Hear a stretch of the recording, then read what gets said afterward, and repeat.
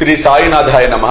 శ్రీ సాయి సచ్చరిత్రము 38వ అధ్యాయము. ప్రస్తావన. బాబా వంటపాత్ర. నానాసాహెబ్ దేవాలయమును అగౌరవించుట. కాల ఒక గన్నెడు మజ్జిగ.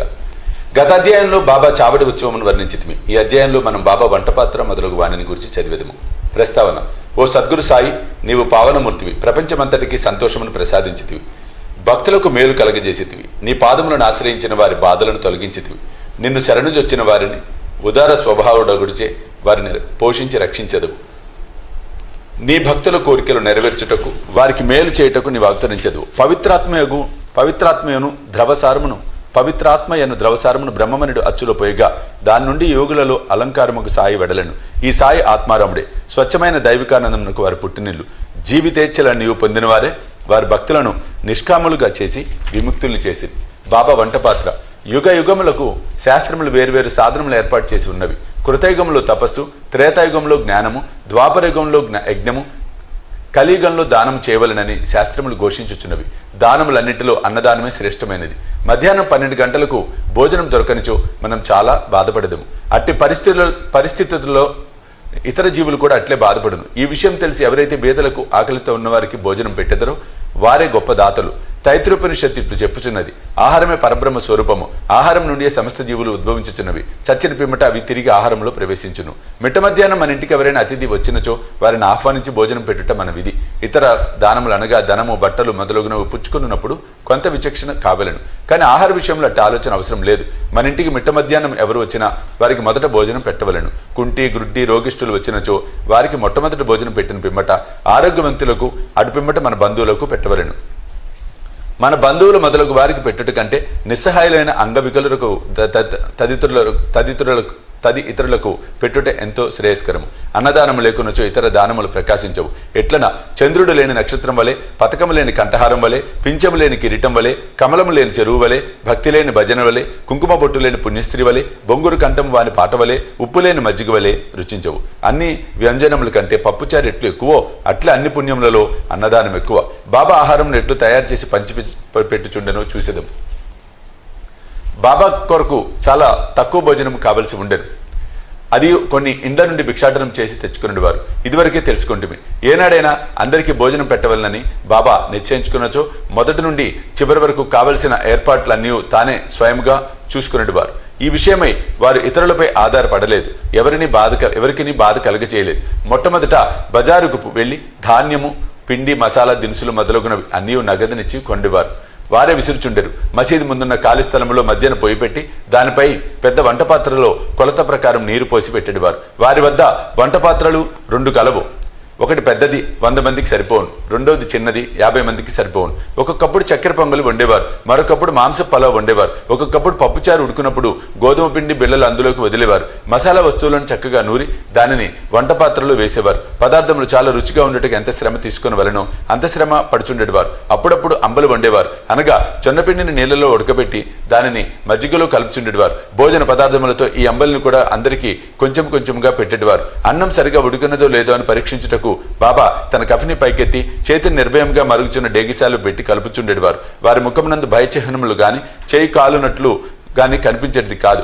వంట పూర్తిగానే బాబా పాత్రలను మసీదులోకి తెచ్చి మౌల్వీచో ఆరంగింప చేయుచుండేవారు. మొట్టమొదట కొంత మహల్సాబతికి, తాత్యాకు ప్రసాదముగా పంపిన పిమ్మట మిగతా దానిని బైదవాండ్రు దిక్కులేని వారికి సంతృప్తిగా పెట్టుచుండిరి. బాబా స్వయంగా తన చేతులతో తయారు చేసి స్వయంగా వడ్డించగా భోజనం చేసిన వారు ఎంత పుణ్యాత్ములో, ఎంత అదృష్టవంతులో. బాబా తన భక్తులందరికీ శాకాహారము, మాంసాహారము ఒక రీతిగా పెట్టుచుండనా అని ఎవరికైనా సందేహం కలగవచ్చు. దీని జవాబు సులభము, సామాన్యమైనది. ఎవరు మాంసాహారులో అట్టివారికే ఆ వంట పాత్రలోనిది పెట్టేవారు. మాంసాహారులు కాని వారు ఆ పాత్రను కూడా ముట్టనీయలేదు. వారి మనసులలో తినుటకు కోరిక కూడా ఇచ్చేవారు కాదు. గురువుగారు ఏదైనా ఇచ్చినప్పుడు దానిని తినవచ్చునా లేదా అని యోచించి శిష్యుడు నరకంలోకి పోవును. దీన్ని శిష్యులు బాగా గ్రహించి నెరవేర్చుచుండిరో లేదో చూచుటకు బాబా ఒక్కొక్కప్పుడు పరీక్షించుచుండేవారు. దీనికి ఒక ఉదాహరణ, ఒక ఏకాదశి నాడు కేల్కర్కు కొన్ని రూపాయలు ఇచ్చి కోరల్బావుకు పోయి మాంసం తెమ్మన్ను. ఇతడు సనాతన ఆచార పరాయణుడు, బ్రాహ్మణుడు, ఆచారవంతుడు. సద్గురువునకు ధనము ధాన్యము వస్త్రము మొదలగునవి ఇచ్చుట చాలదనియు కావలసినది అక్షరాల గురువు ఆజ్ఞ పాటించుటే అనియు గురువు ఆజ్ఞానుసారమే నెరవేర్చుటే అనియు ఇదే నిజమైన దక్షిణ అని దీనివల్లే గురువు సంతృష్టి చెందురని అతనికి తెలిసెను. కనుక దాదా కేల్కర్ దుస్తులు ధరించి బజారుకు బయలుదేరును. కానీ బాబా అతన్ని వెంటనే పిలిచి తానే స్వయంగా పోవలదని ఇంకెవరినైనా పంపుమనెను. అతడు పాండవును నౌకరును పంపెను. వాడు బయలుదేరటకు చూసి బాబా వాణిని కూడా వెనుకకు పిలిపించి ఆనాడు మాంసం ఉండటం మానుకొండ్రి. ఇంకొకసారి బాబా దాదా కేల్కర్ను పిలిచి పొయ్యి మీద ఉన్న పలావ్ ఉడికినదో లేదో చూడమనెను. కేల్కర్ దాన్ని పరీక్షించకే సరిగా ఉన్నదని జవాబిచ్చాను. అప్పుడు బాబా, నీవు కండ్లతో దానిని చూడలేదు, నాలుకతో రుచి చూడలేదు, రుచిగా ఉన్నదని ఎట్లు చెప్పితివి? మూత తీసి చూడుము అనుచు బాబా అతని చేతిని పట్టుకొని మరుగుచున్న డేగిసాలో పెట్టాను. ఇంకను ఇట్లనను, నీ చేయిని తీయము, నీ ఆచారం ఒక పక్కకు పెట్టి తెడ్డులో తీసి కొంచెం ప్లేట్లో వేసి సరిగా ఉడికినదో లేదా తెలుసుకొనుము. తల్లి మనసు నిజమైన ప్రేమ జనించినప్పుడు ఆమె తన బిడ్డను గిల్లి ఆ బిడ్డ ఏడ్చినప్పుడు దానిని కౌగిలించుకొని ముద్దు పెట్టుకొనును. అట్లనే బాబా కూడా కన్నతల్లి వలె దాదా కేల్కర్ను గిల్లాను. నిజముగా ఏ యోగి గాని గురువు గాని తన శిష్యునకు నిషిద్ధ ఆహారం తిని చెడిపమని చెప్పడు. ఈ విధంగా బాబా పలావ్ వండుట 1910వ సంవత్సరం వరకు జరుగుతుండేది. పూర్వం చెప్పిన రీతిగా దాస్కన్ బాబా కీర్తిని తన హరికథల ద్వారా బొంబాయి రాష్ట్రంలో వెల్లడి చేశాను. ఆ ప్రాంతం నుండి ప్రజలు తండోపతండములుగా సిరిడి వచ్చుచుండిరి. కొలది దినములలో సిరిడి ఒక పుణ్యక్షేత్రమాయను. భక్తులు అనేక రకముల ఆహారములను బాబాకు నైవేద్యం పెట్టుచుండిరి. వారు తెచ్చిన పదార్థములు ఫకీర్ బీదలు తినగా ఇంకను మిగులుచుండెను. నైవేద్యం ఎట్లు పంచిపెట్టేడు వారో చెప్పుటకు ముందు బాబా సిరిడిలోని దేవాలయములందును అందుండు దేవతల ఎందును గల గౌరవమును చాటెడు నానాసాహెబ్ చంద్రకర్ కలతను తెలుసుకుందుము. నానాసాహెబ్ దేవాలయమును అగౌరవించుట ఎవరికి తోచినట్లు వారు ఊహించి బాబా బ్రాహ్మణుడని కొందరు, మహమ్మదీయుడని మరికొందరు చెప్పుచుండిరి.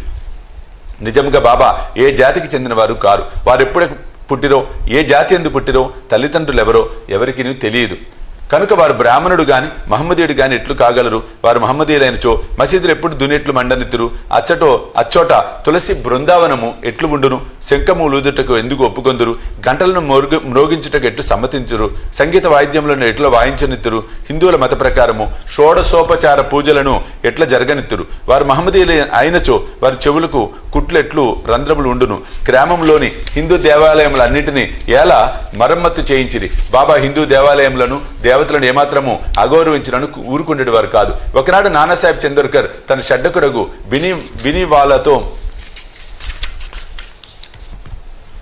బినివాల్యాతో షిరిడి వచ్చాను. బాబా వద్ద కూర్చొని మాట్లాడుచుండగా నానా మీద బాబా హఠాత్తుగా కోపంకించి, నా సహవాసం ఇన్నాళ్ళు చేసియు ఇట్లనే చేసితివి అనెను. నానాసాహెబ్ మొదట దీనిని గ్రహించలేకపోయాను కనుక అదేమిటో వివరించవలసినదిగా ప్రార్థించను. కోపరగాం నుండి షిరిడీకి ఎట్లు వచ్చితివని బాబా అడిగాను. నానా వెంటనే తన తప్పును గ్రహించను. సాధారణంగా షిరిడి పోవునప్పుడల్లా నానాసాహెబ్ కోపరగాంలో దిగి దత్త దర్శనం చేసుకునేడు వాడు. కానీ ఈసారి తన బంధువు దత్తభక్తుడు అయినప్పటికీ అతనిని కూడా వెళ్ళనీక ఆలస్యమైపోతుందని చెప్పుచూ తిన్నగా షిరిడి చేరెను. ఇదంతయు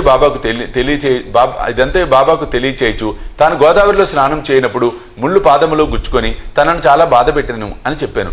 బాబా అది కొంతవరకు ప్రాయశ్చిత్తమే అనుచు ఇక మీదట జాగ్రత్త అని హెచ్చరించాను. ఇక నైవేద్యం ఎట్లా పంచిపెట్టేటి వారో చూసేదము. హారతి పిమ్మట భక్తులందరికీ ఊదితో తమ ఆశీర్వాదములు ఇచ్చి పంపివేసిన పిమ్మట బాబా మసీదులోనికి పోయి నింబారు వైపుకు వీపు పెట్టి కూర్చొనుచుండిరి. కుడివైపు ఎడంవైపు భక్తులు పంక్తులలో కూర్చొనుచుండిరి. నైవేద్యం తెచ్చిన భక్తులు పల్లెములను మసీదులో పెట్టి బాబా ఆశీర్వాదములకై ఉదికై కనిపెట్టుకొని బయట నిల్చుండిరి. అన్ని రకముల ప్రసాదములు బాబాకు వచ్చుచుండేవి. పూరీలు, మండగలు, బొబ్బట్లు, బాసుంది, సాంజ, పరమాన్నము మొదలగునవన్నీ ఒకే పాత్రలో వేసి బాబా ముందు ఉంచేవారు. బాబా దీన్ని దైవమునకు అర్పించి పావన మనసుచుండెను. అందులో కొంత భాగము బయట కనిపెట్టుకుని ఉన్నవారికి పంచి తక్కినది బాబా అటు ఇటు 2 వరుసలలో కూర్చుండిన భక్తులు సంతృప్తిగా తినిచుండిరి. శ్యామ, నానా సాహెబ్ నిమోన్కరు వడ్డించేవారు. వచ్చిన వారి సౌకర్యములను వీరు చూసేవారు. వారి పని అతి జాగ్రత్తగాను ఇష్టముగాను చేయుచుండిరి. తిన్నట్టి ప్రతి రేణువు కూడా తృప్తియు సత్తువ కలుగు చేయుచుండెను. అది అట్టి రుచి, ప్రేమ, శక్తి కలిగిన ఆహారము. అది సదా శుభ్రమైనది, పవిత్రమైనది. ఒక గిన్నెడు మజ్జిగ. ఒకనాడు హేమాడ్ పంత్ మసీదులో అందరితో కడుపు నిండా తినెను. అట్టి సమయమున బాబా అతనికి ఒక గిన్నెడు మజ్జిగ తాగుమని ఇచ్చాను. అది తెల్లగా చూచుటకు ఇంపుగా ఉండెను. కానీ అతని కడుపులో ఖాళీ లేనట్లు ఉండెను. కొంచెం పీల్చగా అది మిక్కులి రుచిగా ఉండెను. అతని గుంజాటనం కనిపెట్టి బాబా అతనితో ఇట్లనెను, దానినంతయు త్రాగుము, నీకు మీదట ఇట్టి అవకాశం దొరకదు. అతడు వెంటనే దానినంతయు త్రాగాను. బాబా పలుకులు సత్యమయ్యాను. ఏలన త్వరలో బాబా సమాధి చెందిరి. పాఠకులారా, హేమాడ్ పంత్కు మనం నిజంగా నమస్కరించవలెను. అతడు గిన్నెడు మజ్జిగను ప్రసాదంగా తాగాను. కానీ కావలసినంత అమృతమును బాబా లీలల రూపమున ఇచ్చెను. మనము ఆ అమృతమును గిన్నెలలో తాగి సంతృష్టి చెంది ఆనందించదము గాక. 38వ అధ్యాయం సంపూర్ణము. సద్గురు శ్రీ సాయినాథ్ అర్పణమస్తు. శుభం భవతు.